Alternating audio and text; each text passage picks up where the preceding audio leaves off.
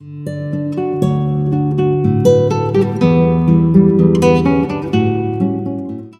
to Hope After Brain Injury, where we walk out of the box to make a difference in lives of people all over the world in this whole field of brain injury. I'm Patty Foster, a survivor of severe brain injury. I was dead at the scene, and now I'm so blessed to be high functioning.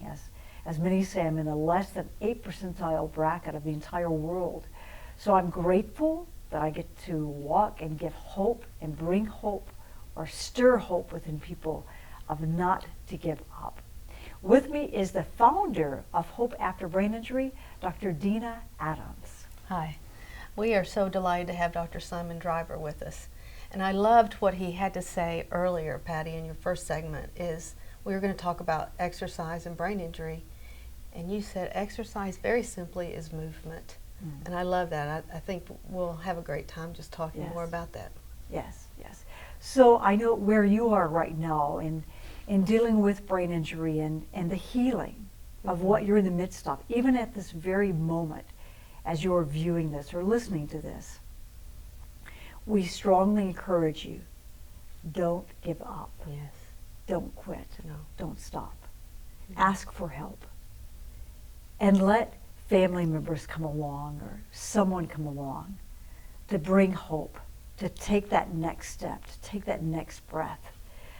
Dr. Simon Driver is with Baylor, Scott & White, and he does lots of research in the field of brain injury and beyond, of how to improve life after brain injury.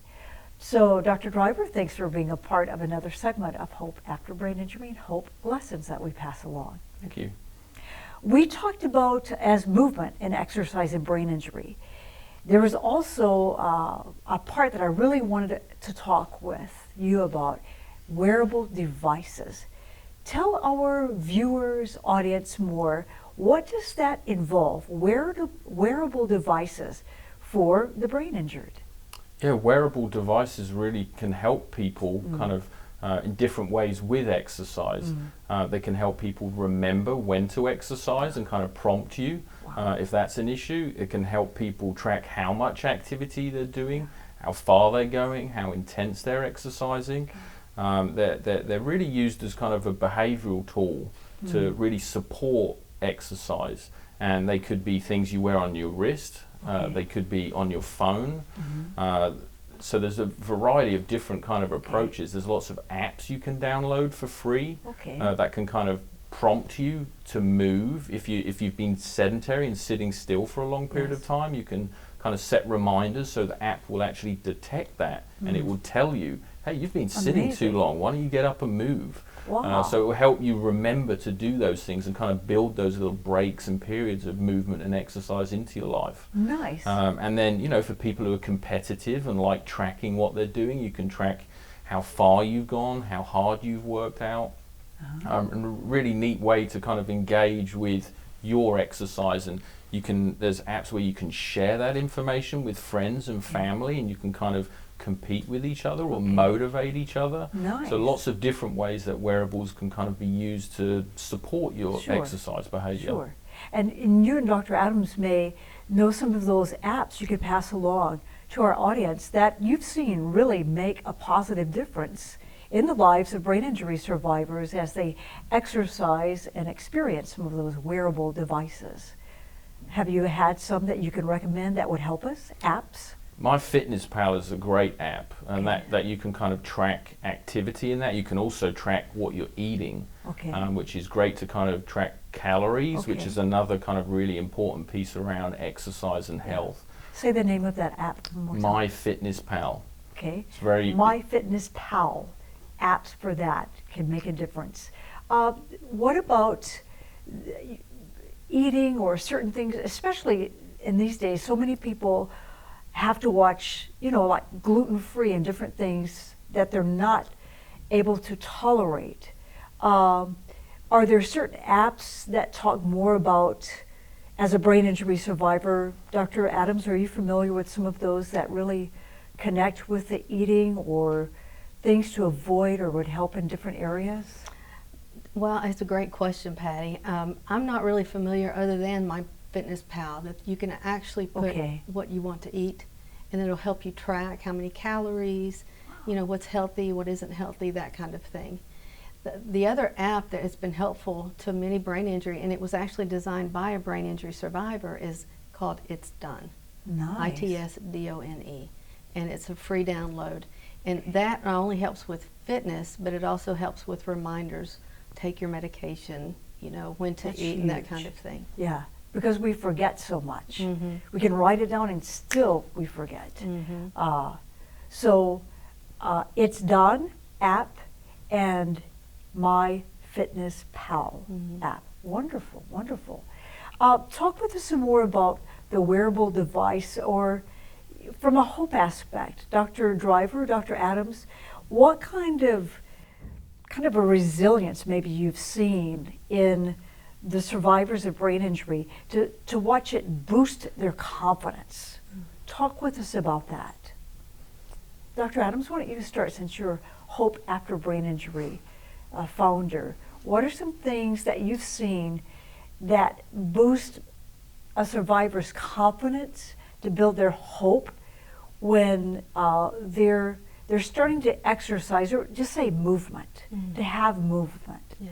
What have you kind of witnessed and experienced and seen? Thank you for that, Patty. I think that brain injury, you've heard that, maybe you've heard this, I know Dr. Driver has, what fires together, wires together.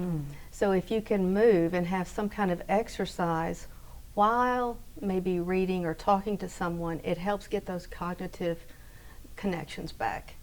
And so that's one of the benefits of it. And then any time that we can have small progress steps, man, it really helps anybody, but especially brain injury.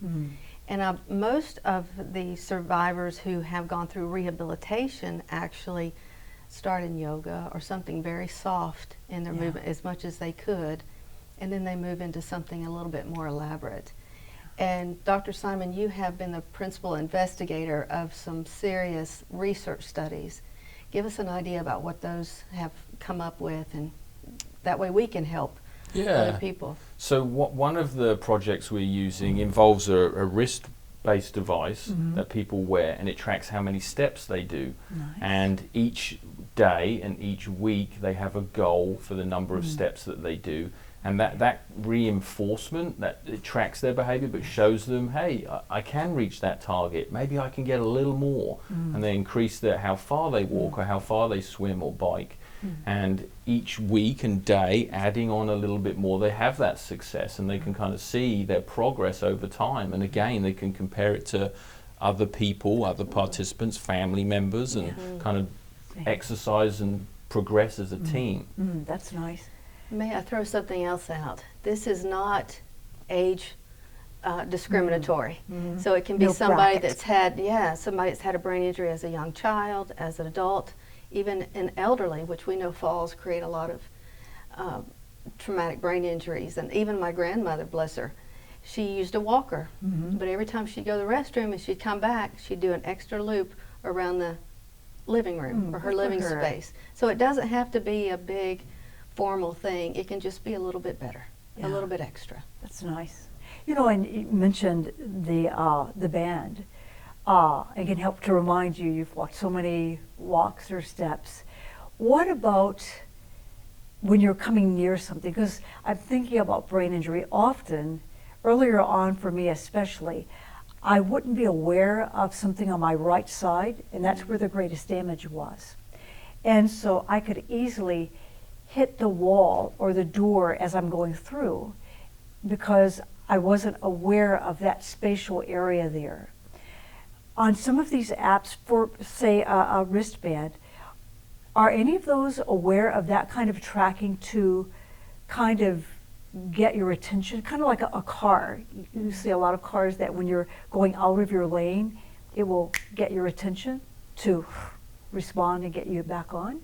Are there any apps in that area, you know, about exercise when you start losing your balance or that kind of equilibrium thing that might remind us?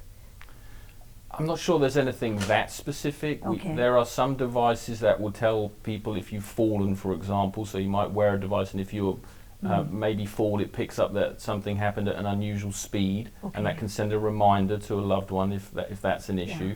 But a lot of these devices will track heart rate, and that will tell you how hard you're working. So it'll give you an indicator of, hey, I'm working at a good intensity, or maybe I've pushed it a little much and my heart rate's really high, so I should take a break. So it can give you feedback on that level of kind of detail. Nice, good. Good feedback along the exercise road. Yes, absolutely. Yeah. I think of wearables as kind of a partner in your journey, and you just have to find the right partner. Nice, good rhythm. Yes, yeah. Well, how about, as we close, how about let's open up for some closing comments from you and Dr. Adams about this whole mechanism of exercise, brain injury, hope. So for me and the people we've worked with over time, I always say exercise is a journey, right? It's something that you can start small and get big. Absolutely. But as long as you're trying and you're hoping and you're working towards something, you have a purpose. Could be a walk around a block, that could be your purpose. Could be a triathlon, could be swimming with family, whatever your goal is. As long as you have that goal and you have something to work towards, getting exercise in any way is really important, and it's a journey. It happens over time. It's not going to happen immediately, but it's something that should be fun. That's nice. Not immediately often, but over time. It's a lifestyle behavior. It's something that you add into your lifestyle. Nice. You can do it over time. Yeah, nice, very nice. Dr. Adams? I think it's wonderful that Baylor, Scott and White they are premier in studies. So if any of you want to be a part of a study, you can go to the website Baylor, Scott and White. We'll have on the bottom of your screen.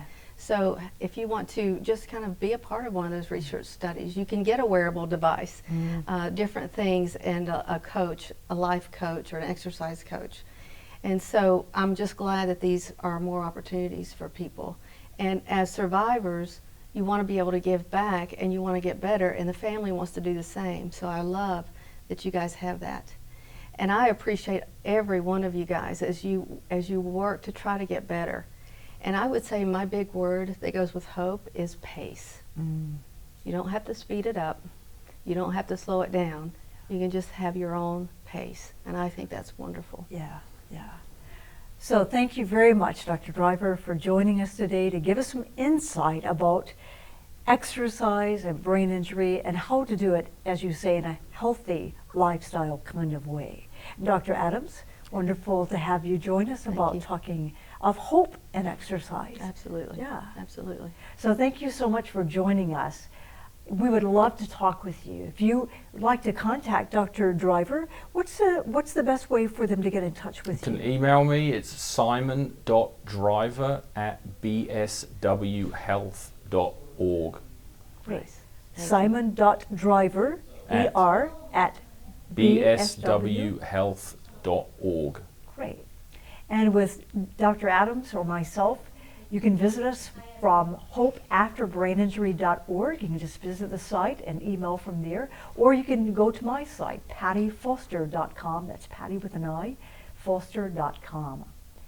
We look forward to spending more time with you as you continue this journey, as you said, of brain injury that helps to improve awareness of brain injury, as you often say, Dr. Adams, to bring not only the survivor, us, individually, hope, but to the family, to the friends, even the healthcare workers. I wish we had more time so we could talk about that importance of hope and that encouragement for each of you, the staff of healthcare professionals in the field working with brain injury. So we will look forward to being in touch with you again at Hope Lessons of Hope After Brain Injury.org.